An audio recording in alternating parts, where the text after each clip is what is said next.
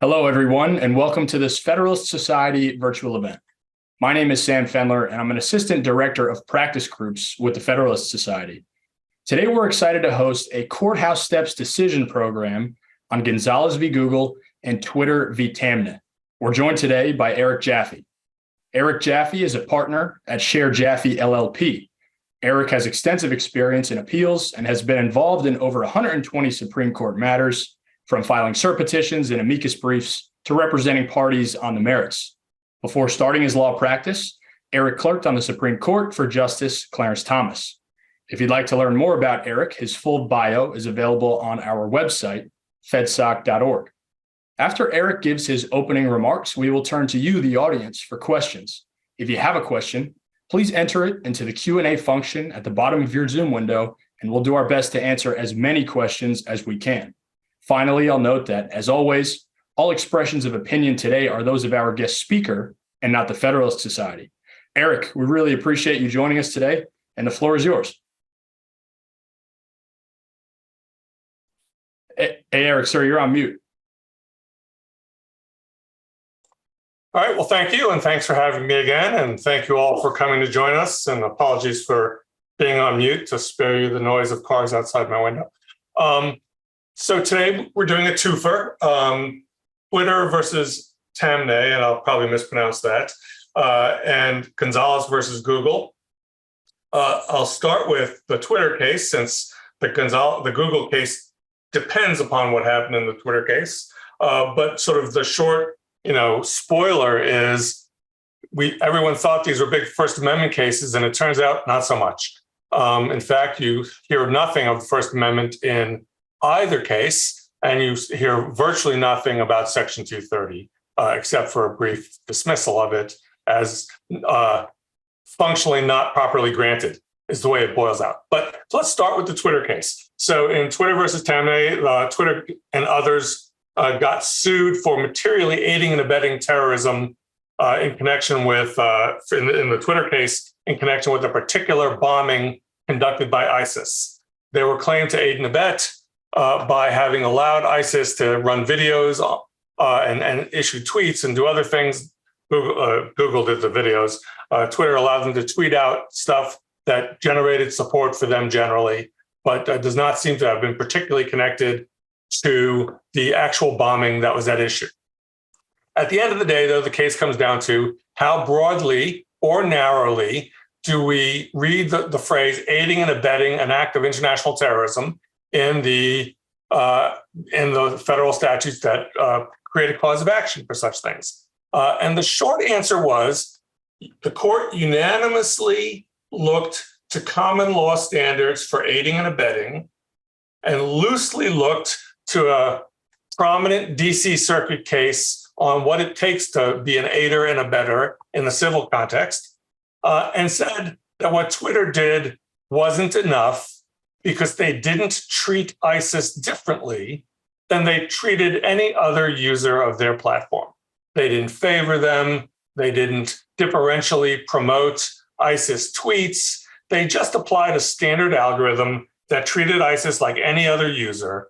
And if they were in any sense at fault, it might have been for not being more diligent in hunting down bad speech and getting rid of it.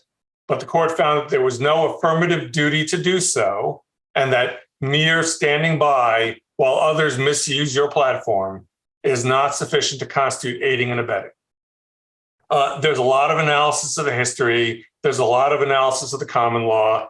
There's a lot of interpretation of the DC Circuit case, which had a very structured 3-part, 6-factor test about what constitutes aiding and abetting. But the short and long of it boiled down to you need to actively help someone out and do so with what amounts to the intent, or at least a vague purpose, of helping them achieve their unlawful aims. But that simply acting as a service provider that de facto helps them, but isn't designed to help them, was not enough. And the court comes back again and again to examples of the phone company, the mail, a taxi cab, any ordinary provider of public services is not going to be held liable because someone bad misuses their services. And I think the phone example was a recurring and I think important example for the court of if every idiot with a cell phone was now your problem about how they used your cell phone, every self-service in the world would be subject to aiding and abetting liability for crimes and terrorism and any dozen other things. And the court was reluctant to put that burden on global information service providers, basically. So with all of that, the court had a variety of qualifiers that said, look, we look at it on the face of the allegations. There's no suggestion that Twitter was trying to help them. There's no suggestion that Twitter's use affirmatively helped a specific act of terrorism as opposed to generally help ISIS sort of be ISIS, along with helping everyone else in the world be themselves. And that, who knows, maybe on a different complaint, maybe on a more concrete nexus, things might change. But for now, this wasn't enough. There was one concurring statement by Justice Ketanji Brown Jackson that said, I agree with everything on the understanding that, different facts and different circumstances and different complaints and a different thing I had for breakfast tomorrow could change the result in a different case. Emphasizing, I think, the largely indeterminate nature of what the court ultimately did. But at a minimum, I think it's fair to say that services and service providers that are neutral vis-a-vis their bad users probably can escape liability unless Congress imposes an affirmative duty on them to hunt down and censor their bad users. And then beyond that, what it takes to be an aider and abetter, what level of knowledge, what level of intent, what level of sympathy, what level of anything is a wildly open question subject to a common law balancing test by judges who presumably need to be sensitive to not get carried away. And if that all sounds terribly vague to you, congratulations. It sounds terribly vague to the rest of the world, and to me in particular. One thing that was interesting is that a number of folks hailed the Twitter decision as a great victory for free speech. And I think while it certainly, the result was free speech positive, I hardly think the vague and uncertain standards articulated in this decision are a great victory for free speech. They're just better than if the result came out the other way. And so to be grateful for small things, yes, thankfully they didn't say, sorry, you let someone talk, now you're liable for whatever bad things they do later. That is a slight victory for free speech, but hardly a great one. The other disappointment was that the court not once mentioned that these miscellaneous services like the internet have a free speech component, and we should be extra careful in how we expand liability for things like aiding and abetting, which are intrinsically vague, even under the multi-factor, multivariate, multi-balancing, multi-judge common law standard that the court seemingly endorses.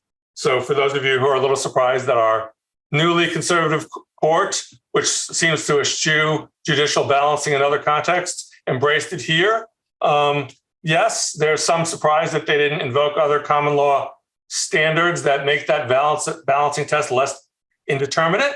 But in fairness to them, Congress did sort of point its finger at this DC Circuit case, Halberstam, and say, balance away, balance away, balance away.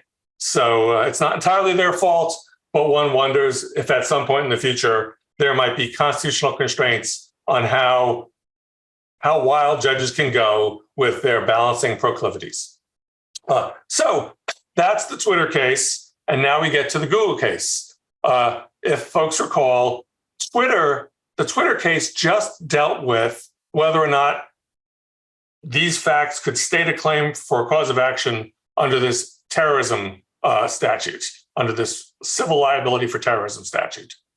They did not raise the Section 230 immunity for internet service providers defense. That immunity was raised in the Google case. Now, they didn't raise it on appeal to the Supreme Court. It was an issue elsewhere. But at the Supreme Court, they were just dealing with the statutory question. In Google, however, they were dealing with the Section 230 immunity for internet service providers for the speech of others.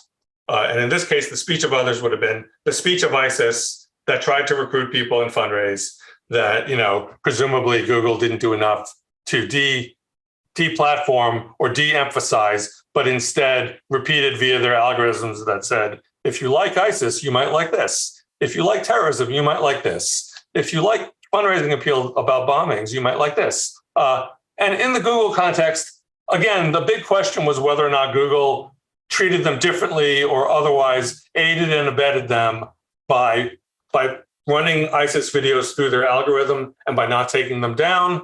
But the real debate turned on whether Section 230 immunized them, whether this was the speech of others, or whether Google somehow adopted this speech as their own. And in the wake of the Twitter decision, the court punted. What they did is they basically digged the case without saying that. They functionally dismissed the 230 issue as improvidently granted in light of the outcome in Twitter. They don't say it that way, but that's what happened.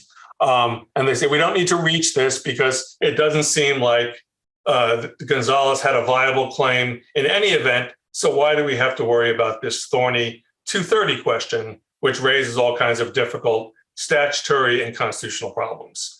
And in fairness, that's not a crazy result. It's a little disappointing that they didn't just hold the Google case pending their decision in Twitter and then decide, all right, now that we held it and Twitter came out the way it is, we're going to remand it, and we don't need to decide the 230 issue, so we're not going to take it up.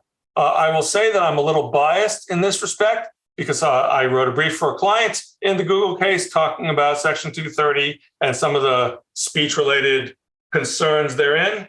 And what I see in this Google functional sort of remand without reaching any of the real issues is millions of dollars of wasted client funds, not just mine, but Google's and everyone else's, and the 100 or so amicus briefs that were all talking about Section 230 that are now completely irrelevant because no one is going to reach that because it was unnecessary. Like I said, in fairness, it's a sensible way to not reach an issue, a very complicated issue that you don't have to reach, but it could have been not reached ahead of time. And then had Twitter come out differently, you would have then granted the case and taken up the 230 question.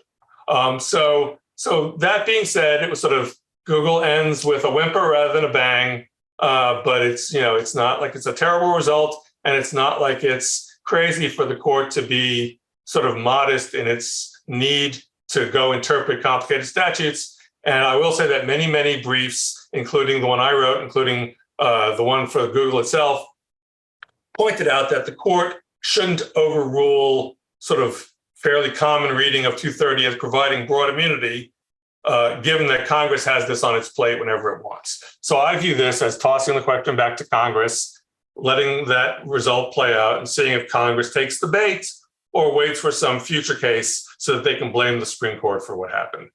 Each agency, each branch of government sort of saying, no, this is yours, no, this is yours. When the court's version of this, of no, this is for Congress to worry about, at least for now, is probably the more sensible and judicially restrained course of action. It's just for all of us First Amendment folks and 230 folks out there, it's a little disappointing to have taken the mighty windup and then whiff on the swing. So there you go. I'm not sure there's much else to say about that. If there are questions, I'm happy to expand. But really, like I said, for the free speech and election law folks who are listening to this, there was very little free speech involved in either of these decisions. Certainly no discussion of free speech, but at least a result that was sort of free speech positive, if not consciously so. Thank you, Erik, for giving us that opening round of remarks. To the audience, we'll now turn to your questions. So again, if you have a question, please place it into the Q&A function at the bottom of your Zoom window. We'll have plenty of time to get to them. You talked about it a little bit, Erik. I want to go to one question from our audience, which is about Justice Jackson's concurrence in Twitter. One of our audience members just asks what your interpretation is of that piece. I interpret it to mean that she's relying heavily upon the opinions, various and sundry statements relating to the allegations in the complaint, that they didn't allege enough of this, they didn't allege enough of that, they didn't allege a tight enough nexus, they didn't allege that Google or Twitter rather meant to help them or something of that sort, and that she did not want to foreclose any future complaint that might be more elaborate in its allegations. Without necessarily predetermining any of that, she just wanted to say, look, as a practical matter, I'm limiting our new standard to the application of the facts in this case, and I'm not really creating a standard that you can rely on very much in the future, which, like I said, is probably a fair interpretation of a lot of what the court said, because the court sort of said, well, maybe this, maybe not, maybe in the future, maybe not. But as far as it goes here, no. But, maybe it could be different. There was a lot of hemming and hawing, both in the decision, and I think she is emphasizing the hemming and hawing so that no one in the future feels safe relying on an excerpted sentence that this isn't good or that isn't good, and that she'll feel comfortable distinguishing future cases if she can find a factual distinction to hang her hat on, which, I think is probably the inevitably correct reading of this decision. And I suspect the decision hems and haws as much as it does in order to get unanimity. That perhaps had it been a split decision, you might have found greater certainty and stronger wording, but in order to gain unanimity, there had to be a little bit of a limitation on the scope of the opinion, which, look, unanimity is good. It provides confidence, if not certainty. I'm not sure that one without the other really adds a lot of value, but we'll see as future cases interpret this. Well, I want to pull on a thread that you left out there a little bit. When we were discussing this case in January and earlier and kind of hypothesizing about what the arguments would be, what the main points would be, what the court would say, we were talking a lot about the algorithm. And then you and I got together in February to discuss the oral argument, and it seemed to be less about the algorithm and more about these thumbnails and the catalogs and, at least in Gonzalez, YouTube's liability for creating some product. We talked about all the justices. There was at least 3 distinct viewpoints on the court of what the important pieces of the case were. You talked about the unanimity, and that's what I really want to ask you about is, do you think this is one of those cases that perhaps when the justices all got together, maybe they had an influence on each other's opinion and decided to come out this way versus another? Well, I think in some ways it's looking backwards on this. So our earlier discussion was about these sort of fractured theories in Google. And one might infer from that they were having a very hard time writing a non-fractured opinion. And if we look at some of their recent opinions, like in the pork case, we could appreciate that maybe they're having a hard time getting 5 votes for a single theory. And maybe they were suffering a similar problem in Google, which is why they unanimously decided to duck and weave by taking the Twitter decision, getting that to be unanimous, and dodging on the Google decision. So I think that might be the way unanimity and influence on each other happen, which is we can't get each other to agree enough on Google. So let's all agree on this, and we can all call it a day rather than add to the confusion that's out there already. That might have been the way they influenced each other, but I don't think, I think the Twitter decision is the right outcome. And I think it would have been the outcome even on a more fractured sort of breakout of votes. I don't think anyone necessarily would have voted the other way. I think what you might have been able to see is, 5 or 6 votes for a stronger limitation on what it means to aid and abet, and then a few votes for this more multi-factor loosey-goosey version still coming out in Twitter's favor, though. So it would have been a unanimous result with a non-unanimous reasoning. But here, at least, you get unanimous reasoning for the let's balance it. And it's hard to fault them for that, given the way the statute and its findings were worded. It's just not helpful to people who have to conform their behavior, other than to say, keep your algorithms and keep your treatment of different entities as neutral as humanly possible, and then we won't blame you. But if you start picking and choosing winners and losers by some of your own criteria, rather than by the criteria of what do people like, give them more what they like, then maybe you're going to get in trouble. Certainly. This question from our audience came in earlier via email. And the question is, given that Gonzalez was vacated, what precedential value, if any, remains of its holdings concerning Section 230? Is there any precedential value here via Gonzalez, or does potentially Gonzalez change Section 230 precedent at the Supreme Court? Well, no, it doesn't change anything at the Supreme Court.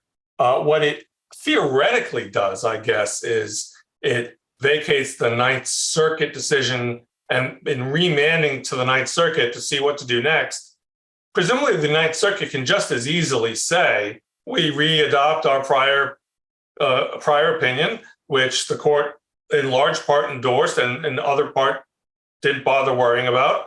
We add a further ruling about whether or not you're allowed to amend. Thank you very much, end of conversation. And that will not get granted cert if all they do is re-adopt what they said before. But yes, I mean, theoretically, the Ninth Circuit could say, you know what, we're gonna leave our 230 ruling vacated. We will just reject this solely on the grounds of it doesn't state a claim. And thank you very much. I'm not sure they can fully do that since Gonzalez did not appeal some pieces of the 230 ruling. I think he might have conceded some of it, but only appealed others. But at the end of the day, it's in the Ninth Circuit's hands is the reality of it. And the Ninth Circuit will either re-adopt or not re-adopt its earlier decision as they see fit. And it won't have an impact on Supreme Court 230 precedent. To stay on this track, do you have any hypothesis on what the Ninth Circuit does next? I think the Ninth Circuit accepts the Supreme Court's invitation to tell Gonzalez to take a hike, reinstates its old opinion, refuses to let them amend their complaint, given that they chose to stand on, they had the opportunity to do it before and didn't. And so it's not at all clear to me that there's a lot to amend.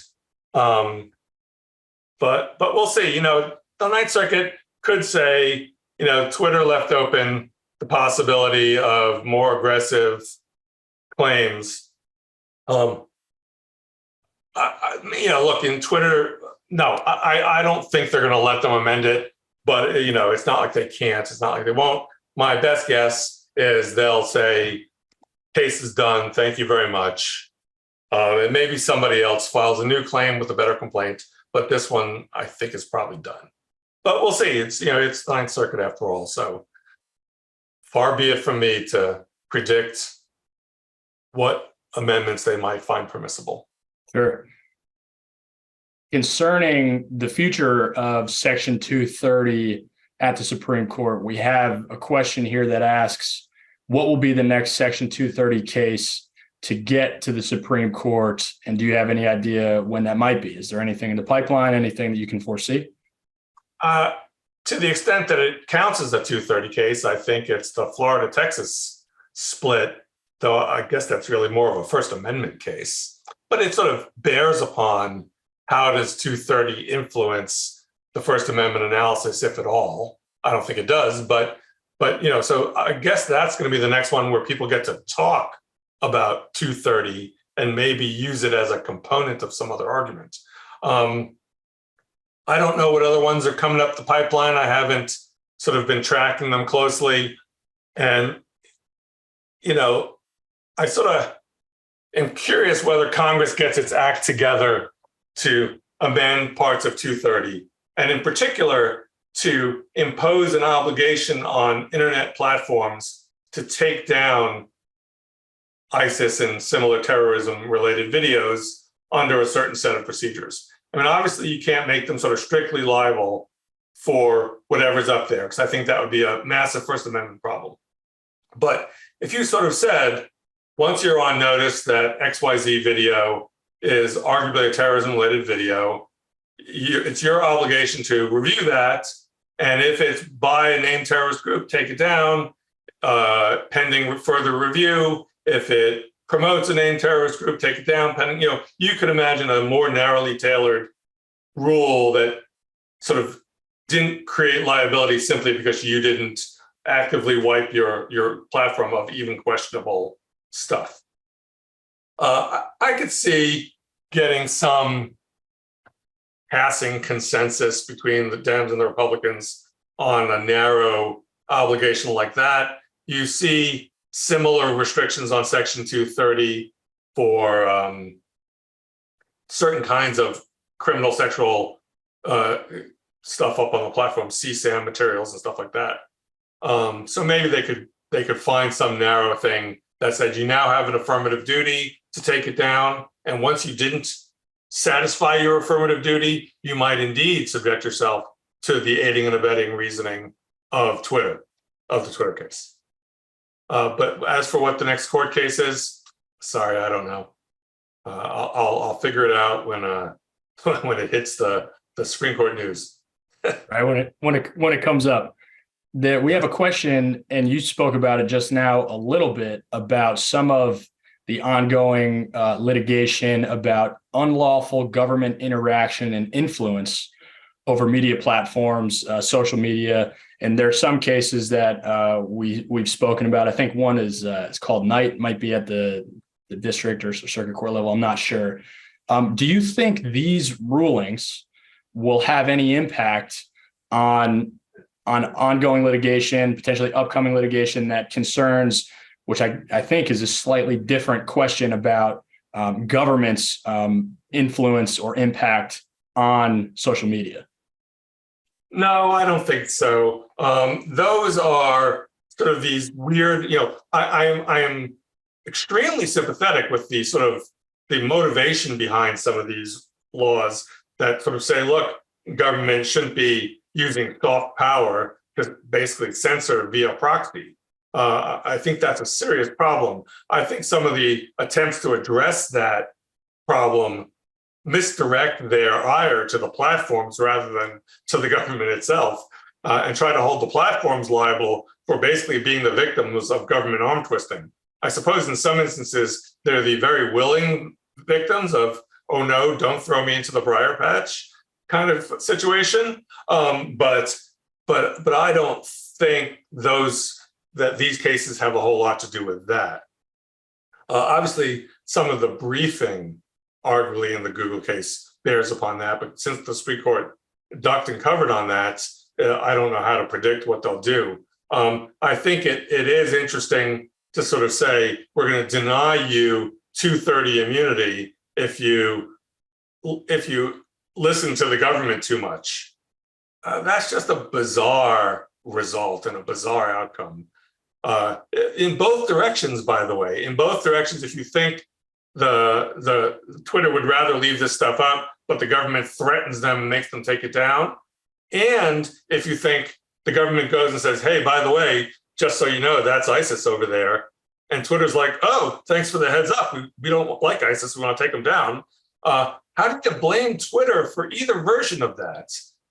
It strikes me as bizarre. Whereas if you want to stop the government from viewpoint-based arm twisting, then stop the government from viewpoint-based arm twisting. Erik, I want to ask you about the future of Section 230. I think certainly the Twitter case makes it obvious that the Supreme Court doesn't want to be the arbiter right now of what Section 230 means. We'll list that as 1A. 1B is we know that Congress has been and probably will continue to have a very lively debate about the merits of Section 230, what it should impose upon these social media companies. Do you think that this case, Twitter in particular, has basically, the Supreme Court is basically saying, listen, Congress, any question about Section 230 is going to have to be resolved by you? Do you think that's the final say? No, not at all. I think it is certainly the Supreme Court saying, ball's back in your court. Would you please do something with it now? But if Congress, as historically suggested, fails to act because they can't reach agreement or because they'd rather have somebody else act and therefore make a lot of noise but don't reach agreement, then the Supreme Court will have to step back in. It's going to come back up. It's just there's some chance that Congress can at least get rid of a subset of the difficult cases. The other thing that's interesting is, look, the reasoning in the Twitter case could solve a lot of this contentious stuff in the 230 context, even beyond the terrorism context, if the court generalized those principles beyond this specific statute. But I read both Justice Jackson's concurrence and some of the qualifiers in the court's own opinion as saying, we're not promising that these are general principles. We're just saying this is how we interpret this statute. And in other contexts, we might find aiding and abetting to be more expansive. And if I had to guess, they are thinking children, right? Of what if you keep feeding kids anorexia videos? What if you promote, underage child sexual content? They might be meaningfully less forgiving of the platform's refusal to take more action and more critical of the platform's recycling of such stuff to people who seem to like it, as if that were like a good thing. They're not promising to make these general principles, which means that there'll be more 230 problems, right? This is sort of, if there was no aiding and abetting liability, then the 230's protection for the conduct, speech of others, well, all that is protecting you against aiding and abetting liability, basically, or publisher liability. So if you can narrow the underlying claims sort of more generally, then 230 becomes less of an issue. If you're not going to extend this reasoning beyond it, then yes, 230 is going to keep coming up in the context of, well, you republished it, so it's your speech. Well, you made it a thumbnail, so it's your speech now. Well, you aided and abetted them, and 230 was never meant to stop aiding and abetting liability. You're going to see it come up again and again and again. So no, it's not the end for the court. Congress may help us out a little bit here and there, but I can't imagine a comprehensive solution from Congress. Certainly. And Erik, this is, I want to ask a question about what you and I were discussing before we hopped on the call, and you spoke a little bit about it, but the prominence of the Halberstam precedent in the Twitter opinion. I want to ask you about that. So the holding here is that plaintiffs failed to state a claim, and to your point, Section 230 was not implicated, and it was primarily because of this 3-element test that Halberstam puts out for in respect to aiding and abetting. I wanted to ask, were you surprised by at least what I took to be prominence in the opinion of the Halberstam test? Do you have any thoughts on that? So my first reaction to it, my first misreaction to it was, why in the world are we spending so much time just because Congress sort of pointed a finger at Halberstam? Normally that would fall under legislative history. Then, of course, I went back to the statute, and it's not just legislative history. It's literally in the findings of the statute enacted by Congress bicamerally. So it's not the usual suspect of somebody slipped in a footnote in a report or put something on a floor speech that nobody listened to. This is actually part of the statute as passed. And hence, no, I'm not surprised at all in light of the fact that if I'm going to interpret a statute, I can interpret a statute according to intrinsic context, not simply extrinsic factors, but intrinsic context of the statute itself, saying this is what we want you to look at. And so Congress, having said that's how to read this standard, it's as if they functionally defined aiding and abetting. It's sort of ironic, right? The Supreme Court says nowhere in the statute does it define aiding and abetting. And yet in the findings, it sort of defines aiding and abetting, at least in principle, by saying this is the framework we think is important. So go look to that framework when you're thinking about aiding and abetting. And that's perfectly fine.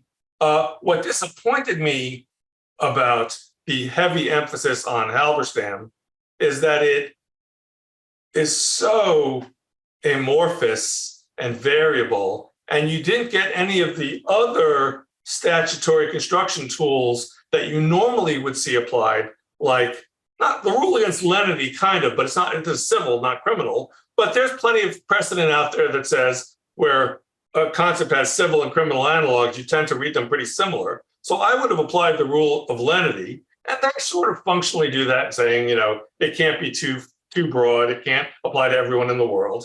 But I also would have looked at concerns about unconstitutional vagueness in what is a First Amendment context, and you see no discussion of that at all.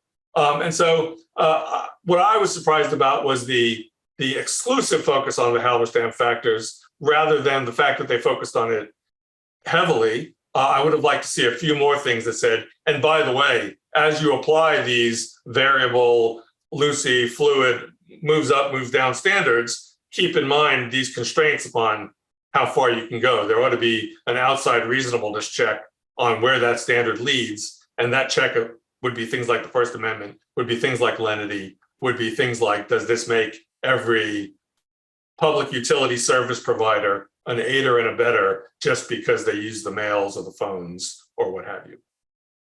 Certainly. Well, Erik, as we mentioned at the outset, there's not too much meat on the bone in these opinions, and I think we've covered a lot. We've gotten a good amount of questions from the audience, and we've covered most of them. Do you have any final thoughts on this? My final thoughts are, I think at some point the Supreme Court will have to take this up again. It will come up in a slightly different context, which may make it a little easier for them to reach consensus on how far 230 does or doesn't reach. But, I'm not sure that there are 6 votes or 5 votes for a single theory on how to deal with the 230 issues. And I suppose if that's the answer, that we're going to get a fractured analysis, maybe it's good that they wait a little bit and let their thinking on this get better informed by more thinking in the lower courts, by more input from Congress. That might not be a bad thing. It's a disappointing thing. It maintains a level of uncertainty that the court is largely there to resolve. But if they're not yet in a place where they can resolve it, this is why even long-standing circuit splits sometimes continue to percolate, because the court only takes something that it can actually make better, or at least clearer, if not better. And this may not be that area yet, which is understandable. Certainly, that sounds about right to me. And we'll have to wait and see what happens next in Congress and in the Supreme Court. Erik, on behalf of the Federalist Society, I want to thank you for the benefit of your time and your expertise today, for helping us comb through these decisions and to see what really is the most important part of them. And to our audience, I want to thank you as well for joining us. We, of course, greatly appreciate your participation. Please check out our website, fedsoc.org, or you can follow us on all major social media platforms at FedSoc to stay up to date with announcements and upcoming webinars. Thank you all once more for joining us, and we are adjourned.